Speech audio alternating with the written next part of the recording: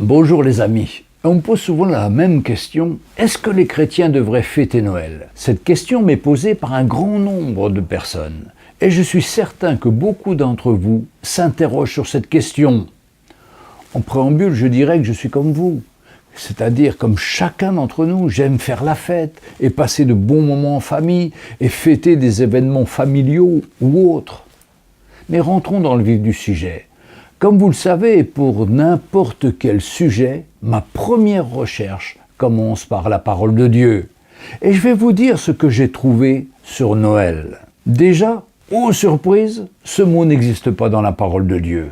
Alors, d'où vient cette tradition? D'où est-elle venue? Ou encore, d'où vient l'origine de ce jour, le 25 décembre? Le 25 décembre, c'est avant tout une fête païenne, appelée Di Natalis Soli Invicti, jour de naissance du soleil invaincu. Noël était la fête du soleil et donc de la lumière. Elle correspondait en effet au solstice d'hiver, daté au 21 décembre du calendrier julien et au 25 décembre de notre calendrier grégorien, mis en place par le pape Grégoire XIII en 1582. À partir de cette date, le 25 décembre, tous les jours commencent à rallonger et donc la lumière à reprendre du terrain sur les ténèbres. Lors de ce jour précis, on rendait un culte au soleil, particulièrement à Rome, où on adorait une pierre noire. Il y avait aussi le culte des morts, la prostitution sacrée, le transfert des reliques et des statues les plus sacrées. C'était un temps de débauche extraordinaire. Ce qui caractérise Noël, c'est que c'est un temps où les gens veulent se divertir. Se divertir, c'est un mot qui se trouve dans la Bible, dans les chapitres 32 du livre de l'Exode au verset 6. Le lendemain, le peuple d'Israël se levèrent de bon matin et ils offrirent des holocaustes et des sacrifices d'action de grâce à Dieu. Puis le peuple s'assit pour manger et pour boire, puis ils se levèrent pour se divertir. Le peuple a commencé par faire des offrandes, à rendre grâce à Dieu. Puis ils se levèrent pour se divertir. Le peuple d'Israël a commencé par mettre le Seigneur en premier, à lui faire des offrandes. Tout commençait bien, mais ensuite, ils voulaient se divertir. Donc ils s'installèrent pour un repas de fête, très souvent abondamment arrosé, qui dégénéra en danse, puis en orgie, comme faisaient régulièrement les païens. Sachons que l'expression « se divertir » en hébreu veut dire « licence sexuelle ». Des orgies particulièrement obscènes dégénéraient généralement dans ces fêtes. On peut se poser la question, comment et pourquoi le peuple de Dieu qui avait vu les miracles de Dieu en Égypte et puis dans le désert ont brutalement changé d'attitude? La conduite du peuple de Dieu est effarante. Devenu impatient parce que Moïse tardait à revenir vers eux, le peuple demanda à Aaron de lui fabriquer une idole. Une idole qui marcherait devant eux.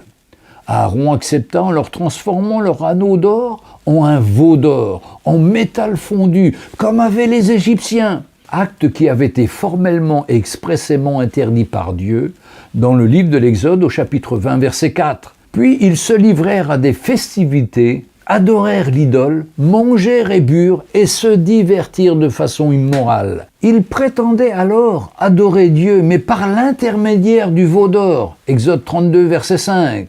Ils avaient créé leur religion. Pourtant, Dieu avait accordé à son peuple d'avoir reçu de l'or lorsqu'il quitta l'Égypte. Mais la bénédiction se changea en malédiction à cause du cœur mauvais du peuple. On retrouve ce récit dans Exode 12, versets 35 et 36. C'est encore un exemple des méfaits du message de la prospérité matérielle. Résultat, Dieu dut informer Moïse de ce qui se passait au pied de la montagne et menaça de détruire son peuple. Exode 32, du verset 7 à 10. Attention, danger. Dans une fête, tout peut arriver. Avec l'alcool, les hommes se métamorphosent et peuvent se changer en affreux monstres. Leurs instincts charnels sont exacerbés, perdant tout contrôle et sont capables du pire. Mais revenons au veau d'or. Dressant ainsi une image de Dieu devant eux, les Israélites changèrent la vérité divine en un mensonge. Leur sacrifice était une abomination. N'avaient-ils pas, il y a peu de jours, au même endroit, entendu la voix de l'Éternel leur disant au milieu de la fournaise « Tu ne feras aucune image taillée ». N'avait-il pas annoncé qu'ils obéiraient à la loi de l'Éternel, qu'ils feraient tout ce que ce dernier avait prescrit en toute obéissance? Relisez chapitre 24 de la Genèse au verset 7. Sommes-nous assez forts pour faire face à de telles situations? J'ai vu trop de chrétiens venir me confesser des choses ignobles qu'ils ont fait sous l'influence de l'alcool dans ces moments de fête. Dans l'épître de Paul aux Galates, au chapitre 5, verset 13, il nous est dit « Frères, vous avez été appelés à la liberté. Cependant, ne faites pas de cette liberté un prétexte de vivre selon la chair, mais rendez-vous par amour, serviteurs les uns des autres. » Dans la première épître de Pierre au chapitre 4, versets 1 à 3, « Ainsi, puisque le Christ a souffert dans la chair, vous aussi armez-vous de la même conviction. Celui qui a souffert dans la chair a rompu avec le péché pour vivre le temps qui lui reste à passer dans la chair, non plus selon les convoitises des hommes, mais selon la volonté de Dieu. » C'est bien en effet d'avoir accompli dans le passé la volonté des païens, en vivant dans la débauche, les convoitises, l'ivrognerie, les orgies, les beuveries et les idolâtries infâmes.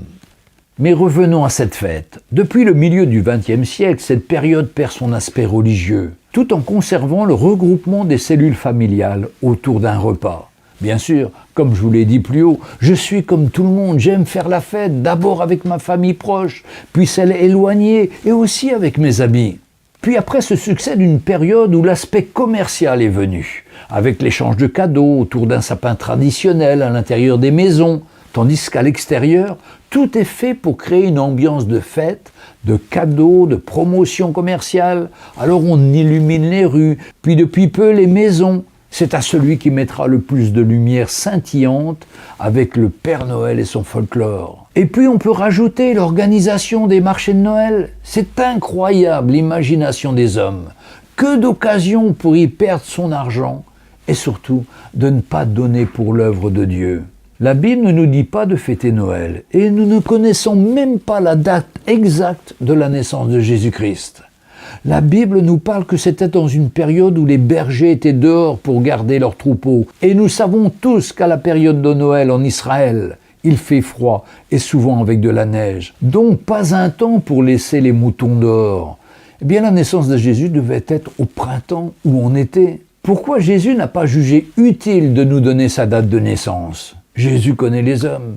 S'il n'a pas voulu faire savoir sa date de naissance, c'est que cela n'est vraiment pas important. Par contre, tous les autres événements, les dates sont données précisément et avec beaucoup de détails, mais rien sur Noël. Si, il est écrit au jour fixé par Dieu. Et nous n'avons rien d'autre, ce qui veut dire que personne ne devrait fêter ce que le Seigneur ne nous a jamais demandé de faire.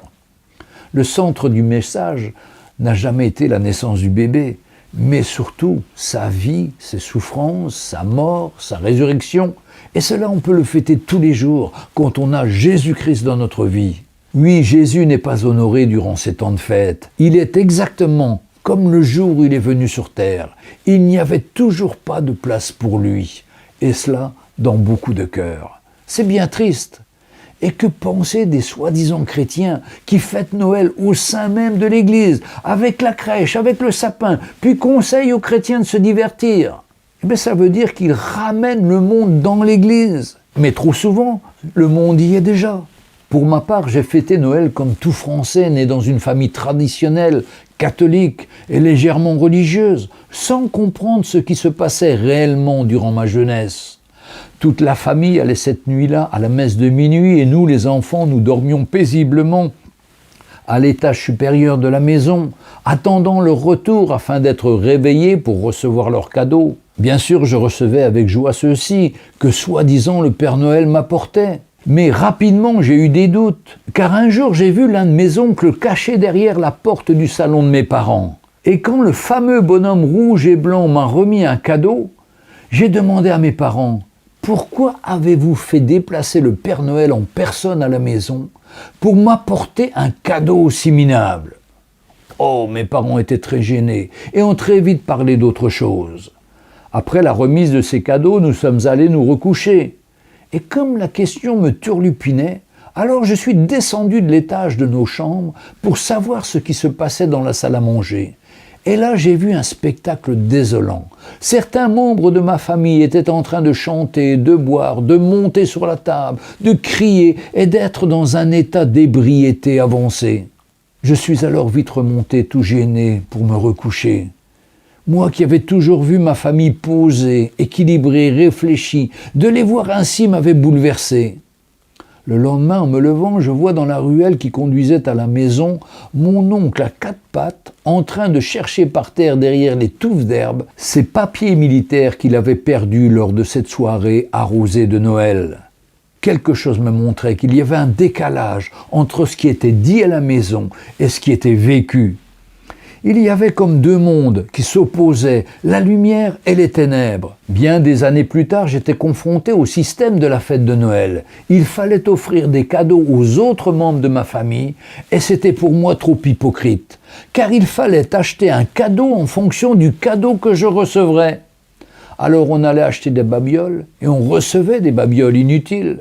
Et faire comme si on était surpris et heureux. C'était comme une triste comédie d'hypocrites qui se renouvelait tous les ans à la même période, mais d'un sinistre et tragédique théâtre. On me disait, c'est la tradition. Mais savez-vous ce que dit la Bible sur la tradition dans Marc 7, verset 8 ? Vous abandonnez le commandement de Dieu et vous tenez à la tradition des hommes. Mais un jour, j'ai fait une expérience bouleversante. J'ai rencontré le Seigneur Jésus et ma vie a été changée. J'étais né de nouveau. Jésus a apporté la lumière, la paix, la joie dans ma vie. Un désir de marcher libre et de vivre dans la liberté acquise pour chacun de nous par Jésus à la croix du Calvaire. Tout a changé. Quelques années plus tard, je me suis marié avec Sonia et nous avons eu 3 enfants. Et les premières années, nous n'osions pas dire non à nos parents quand ils nous invitaient pour ce jour. Mais un jour, j'ai entendu un message très clair. Ne te corromps pas avec ce monde. Je t'ai appelé pour te libérer des traditions. Alors j'ai pris mon courage à 2 mains et j'ai parlé avec mes parents, leur disant que je veux sortir de ce système d'hypocrisie. Des cadeaux, des repas de fin d'année, non, je veux arrêter. Mes parents furent très surpris, mais finalement, ils nous ont donné leur accord. Ils ont, pour leur part, continué à se réunir, mais petit à petit, ils ont trouvé que nous avions bien raison de nous séparer de ces obligations humaines. Au bout d'un certain temps, nos neveux, nos nièces ont souhaité que nous nous retrouvions en dehors de ces jours de fête pour faire un repas convivial avec toute la famille, dans la simplicité et la bonne humeur, chacun apportant une partie d'un simple repas. Et ils avaient précisé, surtout, pas de cadeaux. Et ce fut une grande réussite, sans pression, sans hypocrisie. Tout le monde a été très content et souhaitait renouveler ce type de réunion familiale très fréquemment. Sans alcool, sans débordement de nourriture, sans cadeaux, mais avec une simplicité de cœur où chacun peut s'exprimer et partager ce qu'il vit dans le respect et l'humilité. Oui, vivons une vraie vie dans la simplicité, loin des contraintes, des traditions humaines. Alors, pour conclure, je vais vous donner la réponse à la question que j'ai posée au début. Est-ce que les chrétiens devraient fêter Noël ? Pour moi, fêter Noël, non. Par contre, faire la fête ensemble en famille, il n'y a pas de problème. Mais de s'associer à un mouvement qui a non seulement une origine païenne, mais qui nous entraîne dans toutes sortes d'excès charnels et qui finalement, au lieu de nous rapprocher du Seigneur, finit par nous en éloigner. Pour ma part, je ne m'associe plus à cela. Mais c'est à chacun de répondre pour lui-même. Dieu nous a créés libres et c'est à chacun de dire ce qu'il veut vivre et de faire le nécessaire. Que le Seigneur vous aide. Et si vous prenez une position pour lui, c'est sûr, il viendra vous aider. N'oubliez pas de mettre un petit pouce bleu à la fin de la vidéo si vous avez aimé et aussi de poser des questions et de faire des remarques. Et j'essayerai d'y répondre. Donc, on se retrouve très bientôt.